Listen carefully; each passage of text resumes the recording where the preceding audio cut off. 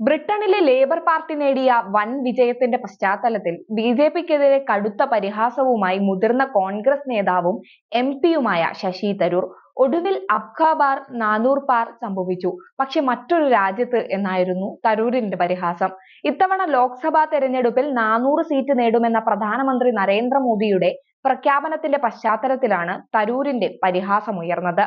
ബി.ജെ.പിക്ക് തനിയെ 370 സീറ്റുകളും എൻ.ഡി.എ മുന്നണിക്ക് 400 സീറ്റും എന്നായിരുന്നു ബി.ജെ.പി നേതാക്കളുടെ പ്രവചനം. എന്നാൽ ഫലം വന്നപ്പോൾ ബി.ജെ.പിക്ക് 240 സീറ്റുകൾ മാത്രമേ നേടാൻ സാധിച്ചുള്ളൂ. എൻ.ഡി.എ മുന്നണി ആകെ നേടിയത് 293 സീറ്റുകളും.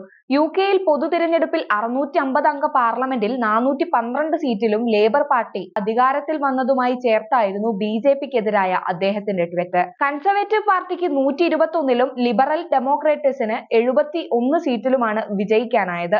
ഒടുവിൽ അബ്കി ബാർ 400 പാർ സംഭവിച്ചിരിക്കുന്നു.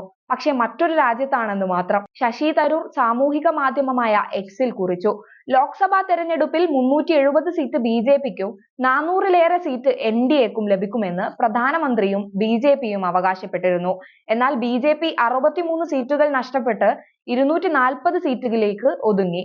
50 സീറ്റുകൾ കുറഞ്ഞ് 293 സീറ്റോടെയാണ് എൻ.ഡി.എ ഇപ്പോൾ ഭരിക്കുന്നത്.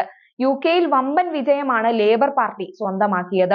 650 അംഗ പാർലമെന്റിൽ മോദിയുടെ ചാർ സൗ പാർ മുദ്രാവാക്യം പോലെ 412 സീറ്റിലാണ് ലേബർ പാർട്ടിക്ക് ലഭിച്ചത്. ഇന്ത്യൻ വംശജനായ മുൻ പ്രധാനമന്ത്രി ഋഷി സുനക്കിന്റെ കൺസർവേറ്റീവ് പാർട്ടിക്ക് 121 സീറ്റ് മാത്രമേ ലഭിച്ചുള്ളൂ. 650 അംഗ പാർലമെന്റിൽ 410 സീറ്റും ലേബർ പാർട്ടി നേടുമെന്നുമായിരുന്നു എക്സിറ്റ് പോൾ പ്രവചനങ്ങൾ.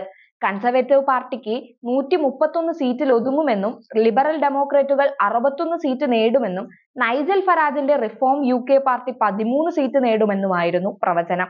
തീവ്ര ദേശീയവാദി പാർട്ടിയായ യു.കെ റിഫോം പാർട്ടി 4 സീറ്റ് നേടി. നേതാവ് നൈജൽ ഫരാജ് ആദ്യമായി വിജയിച്ചു. 2019 തെരഞ്ഞെടുപ്പിൽ യു.കെ റിഫോമിന് ഒരു സീറ്റ് പോലും ലഭിച്ചിരുന്നില്ല. അതോടൊപ്പം തന്നെ ബ്രിട്ടീഷ് തെരഞ്ഞെടുപ്പിൽ ലേബർ പാർട്ടിയോട് തോൽവി സമ്മതിച്ച് ഋഷി സുനക് രംഗത്ത് വന്നിരിക്കുകയാണ്.